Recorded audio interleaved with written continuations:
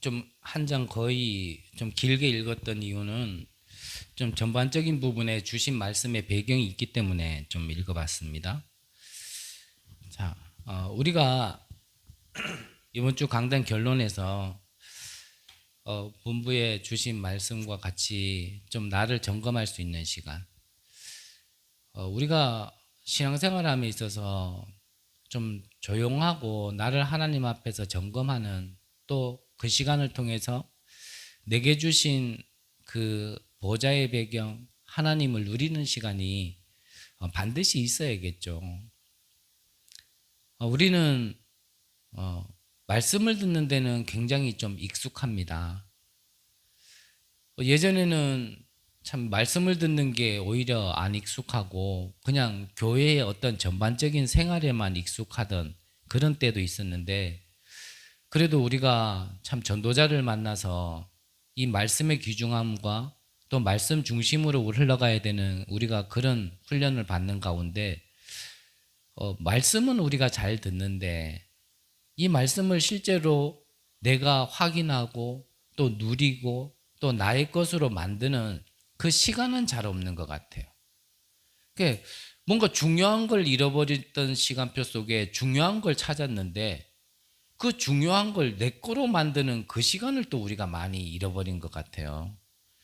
그래서 좀 저와 여러분들이 주신 말씀을 우리가 듣는 것도 듣는 건데 이 말씀을 좀 내가 확인하고 또 점검하고 또 누리면서 내 것으로 만드는 좀 그 시간이 필요합니다.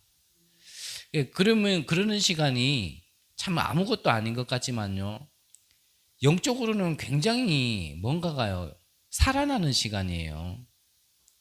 우리가 뇌과학자들도 얘기하기를 우리 뇌가요 계속 활동을 하는데 사실 살아날 수 있는 시간을 가지지 못한다고 하잖아요. 근데 뇌가 살아나는 시간이 언제냐면 바로 눈을 감을 때.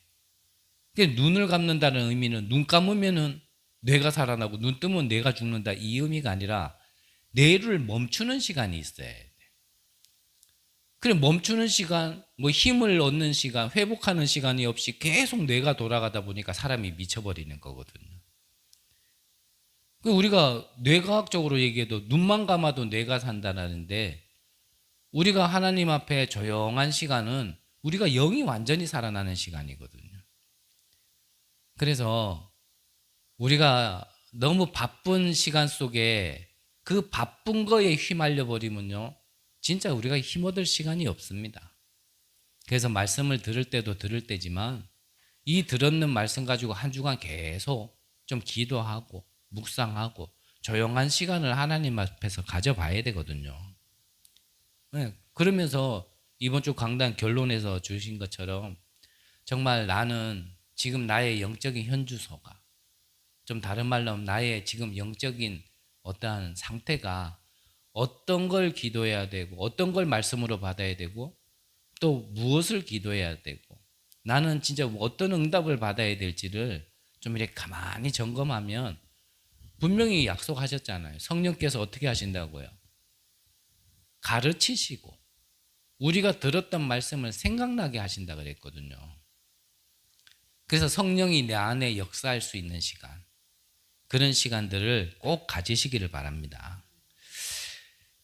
그 시간을 성경 속의 렘넌트들은 꼭 가졌던 거예요. 그 시간이. 그래서 오늘 성경에 1절부터 읽었던 이유도 예수님이 이 나사로가 병들었다라는 걸 알았고 또 죽었을 때도 그 병들어 죽었는 것을 성경에서는 잠들었다라고 표현할 만큼 다 알고 계셨거든요.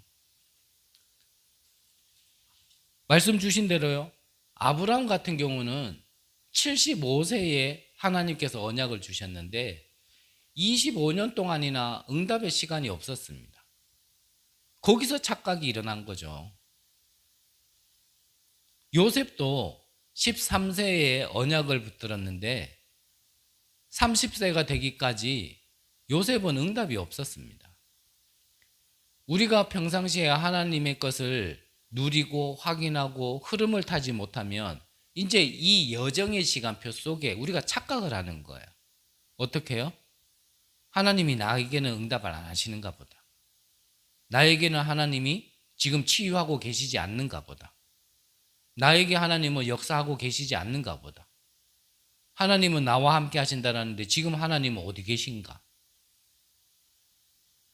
우리가요, 이렇게 착각이 일어난다니까요. 그래서 우리가요, 그 조용한 시간이 하나님의 것을 보고 우리가 영안을 뜨는 시간이거든요. 그거를 보고 있으면 사실은 내 손에 안 지켜졌을 뿐이지 하나님은 지금도 살아 계시고 나와 함께 하시고 지금도 나를 인도하시고 역사하고 계신다라는 걸 우리가 확인할 수 있거든요. 근데 우리가 영안을 뜰 수 있는 그 시간이 없다 보니까요, 자꾸 눈에 보이는 거로만 얘기하는 거죠. 눈에 보이는 거로만.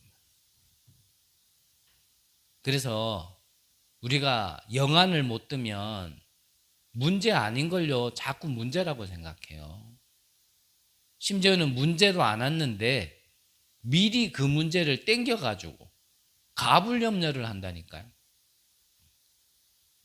또 반대로는 문제가 왔는데 무조건 괜찮다, 무조건 문제 아니다, 이것도 정상은 아니죠. 그래서 우리가 좀 정상적인, 어떻게 보면 좀 치유가 되어졌다라면 균형을 이룰 수 있어야 되거든요. 균형을. 문제 아닌 거를 문제라고 생각하는 데서도 좀 벗어나야 되고, 문제가 왔는데 또 뭐 상관없어, 무조건 끝, 이것도 정상은 아니고요. 좀 균형을 이루면서 진짜 문제가 왔을 때 하나님이 왜 이 문제를 주셨는지, 하나님의 계획도 찾고 그 안에서 답도 찾고, 우리가 그렇게 신앙생활을 해야 되거든요.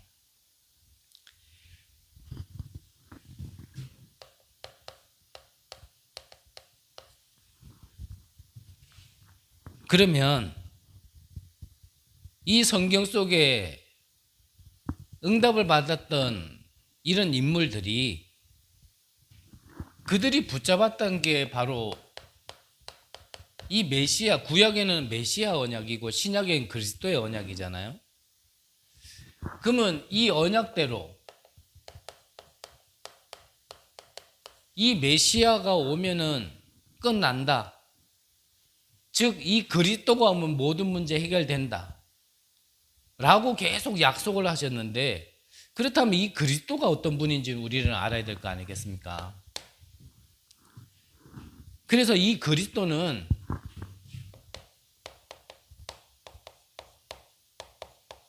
창세 전부터 계셨던 분이거든요.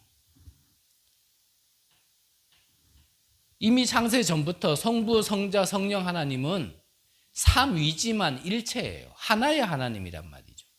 이거를 우리의 계산으로는 할 수가 없습니다. 아니, 삼위인데 어떻게 그게 하나냔 말이죠. 세 개는 세 개지, 하나면 하나지, 어떻게 세 개가 하나냔 말이죠. 그게 우리 머리로는 이해가 되지 않는 부분이지만 분명히 예수님은 창세 전부터 성부 하나님과 함께 계셨던 분이에요. 그 말은 뭐냐면 이미 우리에게 있는 모든 과거의 일을 알고 계시는 분이란 얘기죠. 그래서 이 과거의 모든 문제를 알고 계시고 거기에 대한 답도 주시면서 완전히 해결하신 분이 누구냐? 바로 예수가 그리스도란 얘기란 말이죠. 이 그리스도를 믿을 때 우리에게는 아픔이고 어려움으로 다가와 있는, 남아있는 이 상처가요, 사실은 해결되어지는 겁니다. 그러면 이 상처가 해결되어졌다는 것은 없어지지는 않거든요. 우리가 경험했던 게 어떻게 없어지겠습니까? 이 상처가 해결됐다는 것은 발판이 됐다는 얘기예요. 하나님이 왜 그런 시간들을 보내게 하셨는지에 대한 분명한 계획을 봤다라는 얘기거든요. 그렇게 해서라도 하나님이 나에게 무엇을 주시려고, 어떤 축복을 주시려고 그랬던가를 정확하게 봐야 사실은 발판이 되는 거거든요. 요셉 같은 경우 어떻습니까? 요셉 같은 경우 언약 하나 잡았는데 이유 없이 형들에게 시기받아서 죽음의 구덩이에 빠진 거예요. 근데 그걸로 끝나는 게 아니라 노예로 팔려가고 감옥으로 가게 되어진 겁니다. 근데 이 요셉은 어떠한 자기에게 어려움을 줬던 사람이나 어떤 환경에 상처로 가지고 있지 않았죠. 그 증거가 창세기 45장 아닙니까? 애굽의 총리로 돼 있는 요셉 앞에 이제 형들이 자기들의 잘못을 알고 이제 너무나 큰 걱정, 근심하고 있을 때 그 형들 앞에 가가지고 요셉은 얘기했잖아요. 형들이여, 근심하지 마소서, 염려하지 마소서. 하나님이 생명을 구원하시려고 나를 먼저 보내셨나이다. 말 그대로 그렇게 인간적으로는 어렵고 힘든 아픔을 걸었던 그 걸음을 걷게 하셨지만 하나님이 그걸 통해서 무엇을 주시려고 하냐면 생명을 주시려고. 우리에게 참 생명, 하나님을 떠나 영적 죽음 상태에 있는 참 죽음 가운데 있는 우리에게 참 생명을 주시려고 하나님이 그 걸음을 걷게 하셨다라는 게 하나님의 계획으로 내가 이해가 되어져 버리니까 요셉은 그게 상처로 남아있지 않았어요. 제 개인적으로도요. 저는 우리 가문을 보면서 참 이해가 안 됐던 사람이라고 자주 말씀드렸잖아요. 그런데 그런 가문을 보면서 저는 뭐가 보여졌냐면 하나님 떠난 상태가 무엇인지, 이 어려움이 왜 올 수밖에 없는지, 그 누구도 말하지 못했는데 하나님께서 말씀으로 알게 하셨고, 그렇다면 이 문제는 절대 문제인데, 절대 불가능의 문제인데, 그러면 이거를 절대 해결할 수 있는 해결책은 무엇인가? 저는 그때부터요, 예수가 그리스도란 말이 들리기 시작하더라니까요. 이거를 예수가 그리스도 모든 문제 해결자라는 것을 저에게 하나님이 알게 하시기 위하여서 거기에서 해방받도록 구원을 얻도록 나에게 주신 과거의 배경이라면 저에게는 그게 필요했다라는 말이에요. 늘 말씀드렸지만 저와 같이 그런 어려움을 겪어야지만 그렇다면 이걸 깨닫느냐? 그 말은 아니에요. 나보다 나를 더 잘 아시는 하나님께서 나에게는 그렇게 했어야 될 걸 정확하게 아시고 그렇게 하신 거죠. 근데 이 하나님의 주권과 계획을 모르면 환경 탓하게 돼 있고 사람 탓하게 돼 있거든요. 그 모든 것들이 나를 힘들게 만들었고 저는 그래서 착각을 많이 하고 살았어요. 내가 이 가문만 아니었다라면, 이런 사람들만 아니었다라면, 뭐 똑똑하지는 않아도 바보는 아닌데 나는 왜 이렇게 살아야 되나? 그 이유는 내가 이 가문에서 태어나서 그렇다고. 저만 그러지는 않았을 것 같고요. TV나 영화 같은 걸 보면서 뭔가 내가 저런 가문에서 태어났다면 나도 뭐 하나 해먹었을 건데. 그 틀린 생각 속에서요, 모든 원망이 문제의 원인을 내 안에서 찾는다기보다는 바깥에서 다 찾는 거예요. 내가 좀 삐딱하게 나갈 때 좀 옆에서 누가 회초리라도 들어주는 사람이 있었으면 내가 이렇게까지 삶이 엉망으로 되진 않았을 텐데. 좀 아침에 늦게까지 자면, 저는 뭐 또 이렇게 얘기하면 또 우리 가족들은 얘기해요. 왜 네 옆에 사람이 없었냐 얘기하는데 나는 없었다니까요. 아침에 늦게까지 가고 오면서 학교 안 가도요, 나를 깨워주고 뭘 할 사람이 없었어요. 그러니까 이게 안타까우니까 학교 담임 선생님이 아침에 학교 갈 때 오토바이 타고, 그 선생님 그때는 오토바이가 많이 다녔으니까 나를 깨워가지고 눈도 안 떠진 걸 뒤에 태워가지고 학교 가고 그랬었다니까요. 근데 그 선생님도 그것도 하루 이틀이지 그거 어떻게 뭐 부모도 아닌데 매일 어떻게 합니까? 몇 번 저를 그렇게 데려갔던 기억이 나요. 그때 깨워주던 사람이 없어가지고 저는 아직까지도 아침 일어나는 게 힘든 사람이거든요. 그렇게 깨워주는 사람이 있었다면 뭔가 이게 삶의 규모도 좀 갖춰졌을 건데. 이게요. 모든 게 바깥에서 원인을 내가 찾더라니까. 그러니까 피해의식에서 나는 벗어나지를 못했고 비교의식에서 벗어나지를 못하고 열등감에서 벗어나지를 못하겠더라니까. 그 진짜 문제는 내 안에 있는데 이것 때문에 저것 때문에 내가 하나님의 어떠한 하시고자 하는 일에 대한 계획을 못 보니까 저는 그게 다 그렇더라고요. 근데 앞서 말씀드렸잖아요. 저는 우리 가문에서 내가 성장인 어떠한 배경 속에서 내가 뭔가 다른 걸 깨달았는 게 아니고요. 하나님께서 내게 복음이 왜 필요한지, 그냥 복음이 아니라 왜 오직 복음해야 되는지, 그냥 그리스도가 아니라 왜 그리스도만 필요한지, 저는 그거 하나 알게 하기 위해서 하나님께서 그 걸음을 걷게 했다라는 게 어느 날 이게 정리가 되더라니까요. 저는 그 다음부터 우리 가문 원망하지 않았어요. 안타까움은 있지, 긍휼함은 있지, 내가 원망이 되지 않더라고요. 여러분들의 과거를 하나님께서 오늘 부활이고 생명 대신 그 그리스도 하나 알게 하기 위하여서 허락하신 과거로 발판이 되지 않으면, 이해가 되지 않으면 여러분들은 나중에 이 상처 때문에 결국 죽습니다. 앞서 말씀드린 것처럼 상처는 없어지는 게 아니거든요. 이 상처 속에서요, 모든 게 나와져요. 이 상처 때문에 내가 열심히 하고, 이 상처 때문에 저거를 가지려고 하고, 상처 때문에 내가 꿈을 꾸려고 하고, 이 상처에서 모든 게 나와진다니까요. 그래서 이번 주 강단 마지막에 결론에서 말씀드려요. 나를 점검해 보라니까요. 진짜 나의 가치관은 뭘로 잡힌 줄 아십니까? 이렇게 복음으로 해석이 안 돼 있으면요, 다 상처로 나와진 걸 잡고 있어요. 그 상처 속에서 가난했다라면 그래서 돈 벌려고 하고, 내가 공부를 못한 게 상처 속에서 나와진 거라면 그래서 공부시키려고 하고, 그 부모의 상처를 통해서 그게 자식들에게도 그렇게 가르치고. 그래서 우리 많이 듣지 않았습니까? 밥을 안 주냐, 안 재워주기를 하냐, 공부하라고 돈을 안 주기를 하냐, 너는 공부만 하면 되는데 왜 공부 안 하냐, 많이 듣지 않았나요? 저만 들었나요?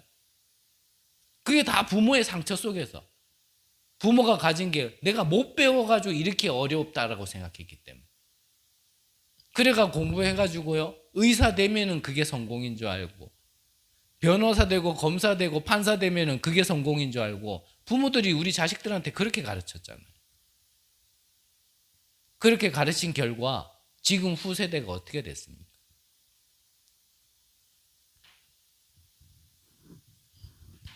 상처가 발판될 수 있도록요, 정말 왜 나에게 이걸 하나님이 허락하셨을까?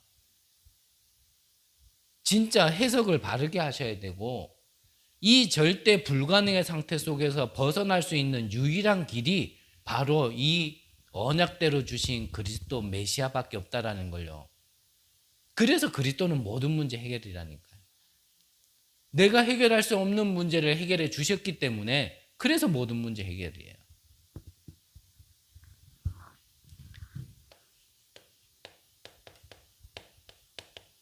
이분이 성육신 하셨잖아요. 눈에 보이도록. 우리에게 오셔서 우리 대신 십자가에서 죽으시고 부활하신 이후에 약속하셨잖아요. 어떻게 해요? 내가 가는 게 너희들에게 이득이다. 내가 가고 나면 성령이 너희들에게 임할 텐데 이 성령이 너희들을 가르치시고 들은 말씀을 생각나게 하실 것이다. 그 말은 뭐냐면 구약 때부터 주신 이 언약의 이 말씀, 예수님이 오셔가지고 제자들에게 공생애 동안 가르쳤던 말씀, 이 말씀을 성령께서요 가르치시고 생각나게 하신다 그랬다니까요. 그런 것 같으면 12 제자와 몇몇 무리들과 함께 계신 분보다는 이분이 가시더라도 각 사람에게 함께 있을 수 있는 성령이 오시는 게 더 낫단 말이에요. 근데 그분이 지금 어디예요? 구원받은 자 안에, 영접한 자 안에, 우리 개개인 안에 지금 있단 말이에요. 그래서 우리에게 역사하고 계신다니까요. 근데 당장 오늘 안 된다고 해서 우리는 자꾸 속는단 말이에요. 하나님은 하고 계시는데.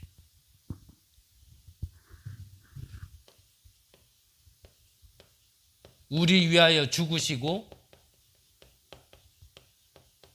사망의 권세, 사단의 권세를 완전히 이기시고 부활하신 그분. 이거를 믿어야 돼요. 여러분들에게 믿어지는 믿음이 오늘 있으시기를 바랍니다. 내가 벗어날 수 없는 절대 불가능 상태 속에서 벗어나는 정도가 아니라 그게 아픔이었던 것 같은 것까지도 다 축복으로 바꿀 수 있는 그분이 그리스도인데, 그분이 나를 위해서 죽으시고 사단의 권세까지 이기신, 죽음의 권세까지 이기시고 부활하신 분이라는 걸 믿어야 되는 거예요. 그래서 이 마가다락방의 이 초대교회 성도들은요, 이 부활신앙을 가지고 있었다니까요. 왜냐하면 직접 봤잖아요. 오신 것도 봤고 공생애도 함께 했고 이분이 죽으신 것도 봤고 부활하신 것도 봤고 승천하신 것도 봤단 말이에요. 이 부활신앙 하나를 가지고 있었는데 이들은 죽음까지도 두려워하지 않았다니까요. 우리는 조만한 문제만 와도 불신앙하는데 이들은 죽음까지도 불신앙하지 않았다니까요. 두려워하지 않았다니까요. 그럼 실상 우리가 이걸 안 믿는 거예요. 내 모든 문제를 해결했다라는 믿음이 우리 안에 너무나 없는 거예요. 나는 죽을 것 같다 하지만 죽더라도 살릴 수 있는 능력을 가지신 분이 바로 그리스도의 능력인데 그걸 내가 믿는 믿음이 없는 거예요. 그러니까 내 생각에 죽을 것 같으면 안 돼. 망할 것 같으면 안 돼. 그러면 안 되지. 왜냐? 하나님 자녀니까 요걸로 합리화 딱 시켜가지고. 진짜 그래서 언약을 믿으시라니까. 이걸 한마디로 얘기하면 언약이잖아요. 언약.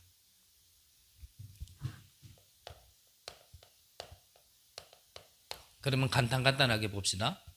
자, 오늘 성경에 보니까 예수님께서 죽은 것이 아니다. 뭐라고요? 나사로는 잔이라 그랬어요. 잔이라. 자, 받지 못한 영은요, 물론 우리가 기본적으로 하나님이 모든 인간에게 주신 이 영혼은 사라지지 않는 존재입니다. 영혼은 사라지지 않아요. 근데 죽었다, 살았다, 이 표현은 뭐냐면 죽은 자는 영원한 지옥에 간다는 얘기예요. 근데 예수님은 나사로의 영을 보고 뭐라 하셨다고요? 죽은 게 아니라 뭐라고요? 잔이라 그랬어요. 우리가 하나님께 그리스도를 통해서 구원을 받았다. 이 구원받은 영은요, 없어지는 게 아니에요. 구원을 받고 살았다는 얘기는 영원한 천국이 보장되어 있는 영혼이란 얘기예요.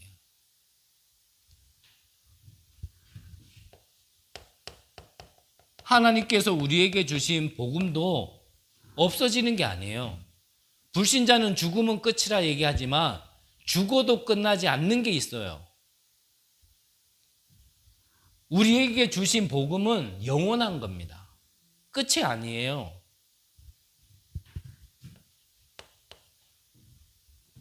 하나님께서 우리가 기도할 때 이 기도도요, 없어지지 않습니다. 계시록 8장에 보면 우리의 기도를 금양로에 모두 천사가 담아가지고요, 하나님께 상달한다 그랬거든요. 저도 참 기도응답에 대해서는 참 안 믿었던 사람인데 지금 돌아보면 앞전에도 말씀드렸잖아요. 우리 어머니 분명히 모르고 기도하셨을 거예요. 그걸 무릎 빼고 자고 있는 나에게 이 새끼 주의 종이 되게 해달라고. 아마 성취될 거라고 모르고 기도하셨을 거예요. 저도 모르고 기도했습니다. 교회 다닌 지도 얼마 안 됐고요. 신앙도 없고 믿음도 없고 아무것도 모를 때 기도 제목 내놓으라 하는데 내가 뭘 기도해야 될지를 모르겠는 거예요. 분위기상 안 하면 안 될 것 같고.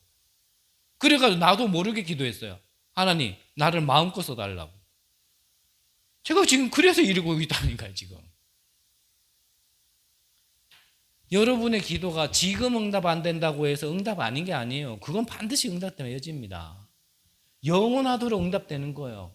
그래서 죽음이 아니에요. 잔이라 그러는 거예요. 우리는요, 무슨 종교적인 사상이 너무 많아서 무슨 도깨비 방망이 두들기면 바로 뻥 하고 뭐가 나타나야 돼. 이런 걸로 자꾸 생각을 해서 그렇죠.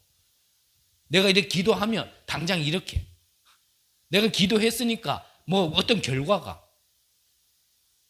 이걸 생각하고 있으니까 그 응답의 시간이 필요한 건데, 여정이 필요한 건데 그 중간에 자꾸 속는다니까요. 내가 기도했는데 왜 안 되노? 하나님은 응답 안 하시나? 저는요, 그거 심각하게 착각했던 사람이에요.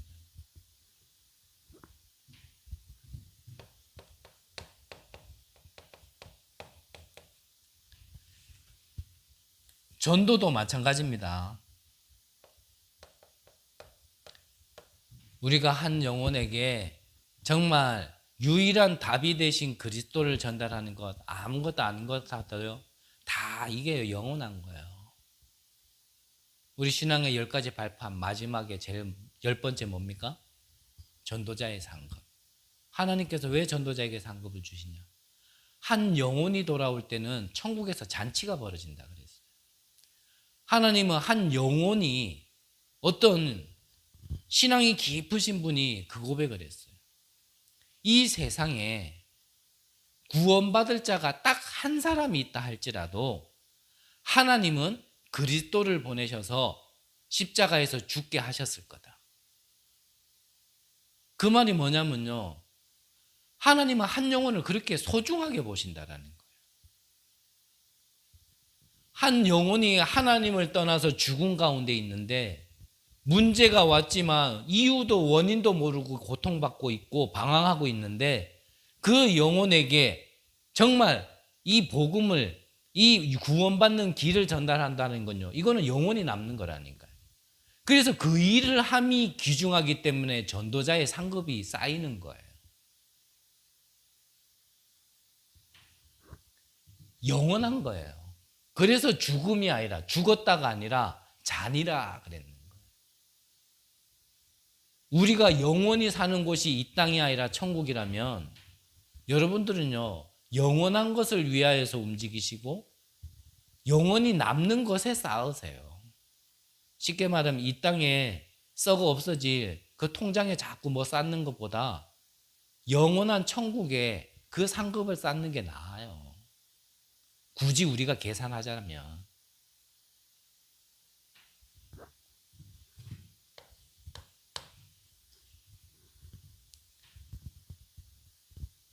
그래서 우리 한국 교회에도요, 처음에 이 토마스 선교사가 아무것도 하지 못하고 성경책만 던져놓고 죽었거든요.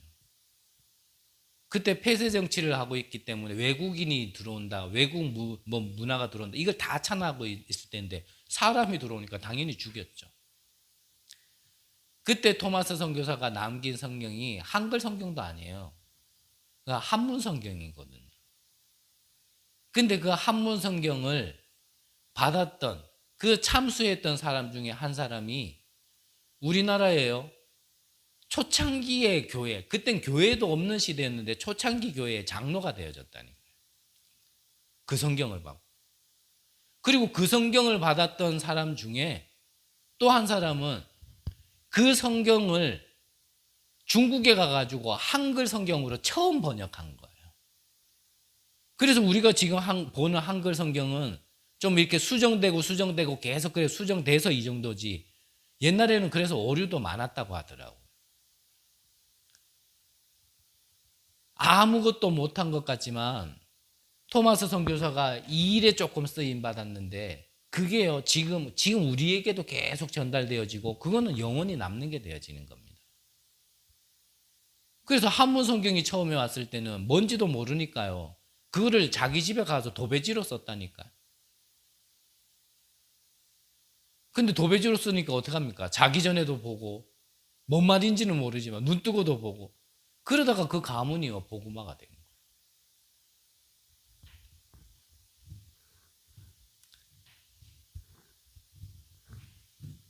오늘 예수님은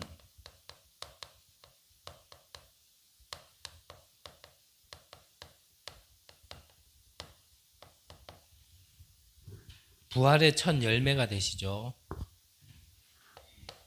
그래서 그분이 말씀하시기를 25절에 보니까 예수께서 이르실 때 나는 부활이요 생명이니 나를 믿는 자는 죽어도 살겠고 무릇 살아서 나를 믿는 자는 영원히 죽지 아니하리니 이것을 내가 믿느냐 그랬어요. 쉽게 말하면 우리가 예수를 믿고 언젠가는 육신의 죽음을 맞이하겠죠.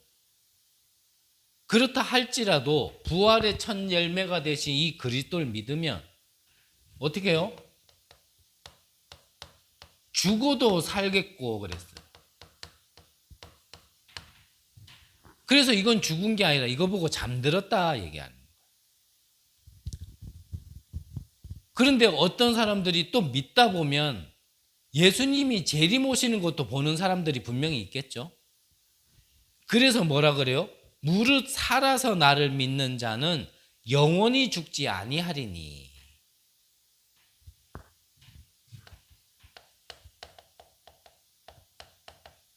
살아서 믿는 자도 영원히 죽지 아니한다. 근데 마지막에 말씀하셨죠. 예수님이 뭐라 하셨어요? 이것을 내가 믿느냐 그랬어요. 여러분들 부활할 거 믿습니까? 혹시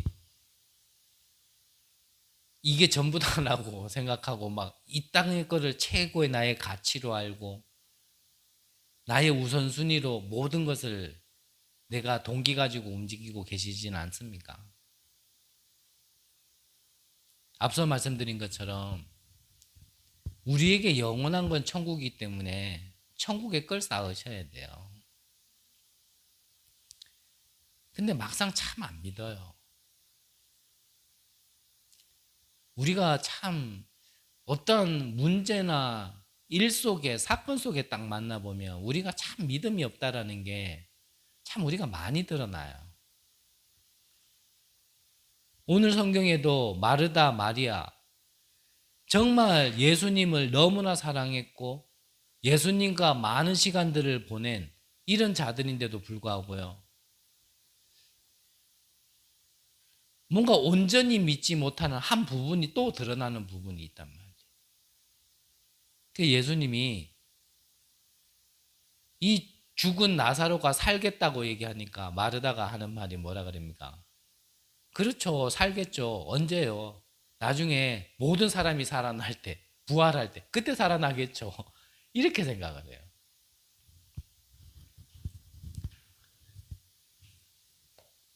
부활이라는 의미는 사단의 권세를 깨뜨린 걸 얘기하는 겁니다. 사단의 권세가 죽음이기 때문에 그 권세를 깨뜨리신 부활을 우리가 진짜 믿냔 말이죠. 그리고 우리에게 일어나는 것은 이걸 믿을 때 실제 일어나는 일. 실제로 일어나는 일. 실제로 일어나려면 먼저 배경에 40절이 있는데 40절에 뭐라 그럽니까?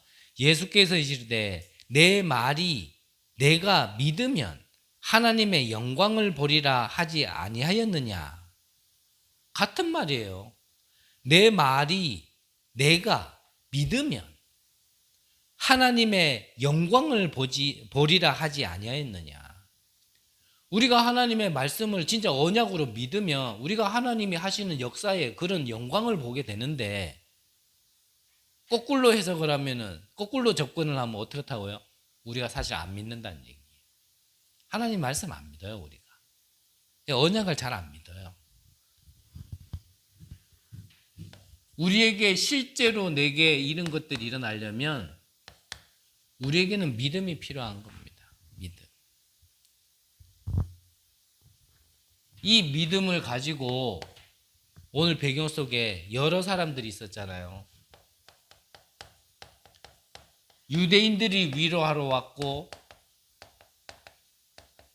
친척들이 위로하러 왔어요. 주신 말씀대로 조금 더 표현하면 그 후대들이 보고 있고 지금 2000년이 지난 지금 우리도 보고 있는 가운데 무엇을 확인하게 되어진다고요? 하나님의 영광을 보게 되어진단 말이에요. 쉽게 말하면 뭡니까? 증인된다라는 얘기예요. 많은 사람들 앞에. 언제요? 믿으면. 무엇을요? 나는 생명이고 부활이다. 이거를 믿으면, 하나님 주신 말씀을 믿으면 많은 사람들 앞에 우리가 증인이 된다는 거예요. 근데 사실상 잘 안 믿는다니까요. 이걸 보고 재창조라고 얘기하는 겁니다. 재창조. 내 인생을 하나님께서 완전히 바꾸신 거예요. 그래서 이 언약 붙들고요. 진짜 여러분들이 믿음으로, 작은 믿음이면 된다니까요. 우리가 구원받을 때 뭐 큰 믿음 가지고 구원받았습니까? 구원도 작은 믿음으로 하나님께서 구원 주셨는데, 구원받은 자에게 하나님이 하실 일을 우리가요, 작은 믿음이라도 믿음 가지고 하면 돼요. 그래서 우리에게 겨자씨만한 믿음만 있어도 이 산을 들어 바다에 던진다고 말씀하셨잖아요. 근데 우리에게 믿음이 없는 거예요. 진짜 믿으세요. 여러분들이 어떤 상황 속에 있습니까? 하나님은 바꿀 수 있어요. 재창조할 수 있다니까요. 하나님은 그만큼 능력 없는 하나님이 아니에요. 그런 상황 속에서 하나님은 하나님을 찾기를 원하고 하나님께 무릎 꿇기를 원하고 하나님 앞에 서기를 원하는데, 우리는 어려우면은 하나님을 찾지 않고 다른 걸 찾아요.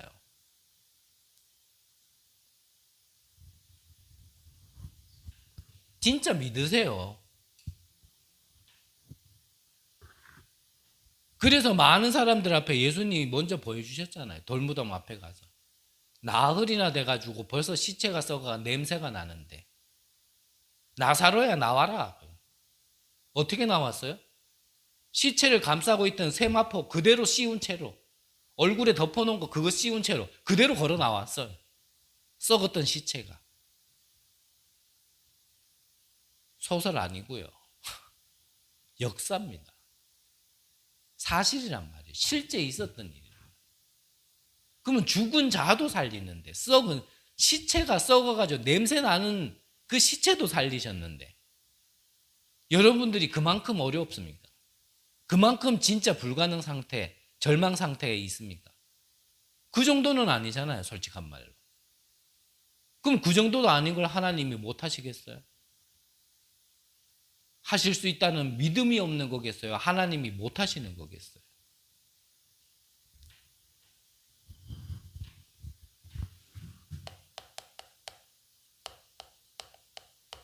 그래서 부활이요 생명 대신 그리스도의 능력을 우리가 믿고요, 진짜 좀 하나님 앞에 이제 붙어보는 겁니다. 하나님 말씀이 거짓말인지 사실인지 한번 맛보면 돼요. 저는 응답 받은 것보다는 응답 받아야 될 게 비교도 안 될 만큼 너무나 많은 사람인데, 그래도요, 하나님이 주신 이 증거 속에 그 여정이 있었기 때문에 작은 믿음으로 이 자리에 서 있지, 안 그러면 저 못 서 있어요. 그래서 여러분들 개인의 일 먼저 살리도록 이 그리스도의 능력을 그리스도의 능력으로 여러분들 개인을 먼저 살리세요. 그 시간이 조용한 시간이라니까요. 너무 바쁘잖아요. 일상 중에 우리가 하나님 앞에 진짜 나를 살리고 힘을 얻는 시간이 없을 만큼 우리가 너무 다른 거에 바쁘게 살잖아요. 많은 시간을 내놓으라는 것도 아니고 그 짧은 시간을 하나님 앞에 우리가 조금만 내려놓으면 하나님이 그때 실제로 내게 주신 이 복음이 뭔지, 이 생명이 무엇인지, 하나님이 내 안에 함께 있으면서 보좌의 축복을 주셨다는 게 무엇인지, 내 영혼도 살리고 뇌도 살리고 생각 마음도 살리고 육신도 살릴 수 있는 그 시간을 우리가 사실 갖지 못한다니까요. 정말 안 될 것 같은 상황이라도 나는 정말 안 된다. 나는 너무나 믿음도 없고 나는 복음도 모르겠다. 그런 상황이라도 정말 그거를 뒤집어서 재창조할 수 있는 능력이 그리스도의 능력이라는 거 믿고요. 나를 살리는 시간을 조금만 가지세요. 조금만. 나를 살리면 여러분들이 가정 가문을 살릴 수 있는 증인이 되어지는 겁니다. 후대 두고 염려하지 말고요. 기도하세요. 내년에 하나님이 허락하신다라면 정민이를 RLS 보내려고 오늘 전화해서 물어봤거든요. 그래서 입학 절차나 좀 이렇게 어떤 수준으로 이제 학생들을 받는지 좀 물어봤더니 그 중에 뭐 가장 큰 게 아무래도 학교니까 학력 아니겠어요. 그래가지고 내가 정민이 학력을 대충 알거든요. 그래서 물어봤어요. 거기 입학하려면 그래도 학력이 어느 정도 돼야 되냐. 그러니까 그래도 밖에 학교에서 한 중간쯤이면 된다 하더라고요. 그 다른 사람에게는 얼마나 희망적인 얘기입니까? 근데 정민이한테는 그게 희망적인 얘기가 아니거든요. 국어는 거기서 한 60점만 된다 하는데 정민이한테는 잘 모르겠어요.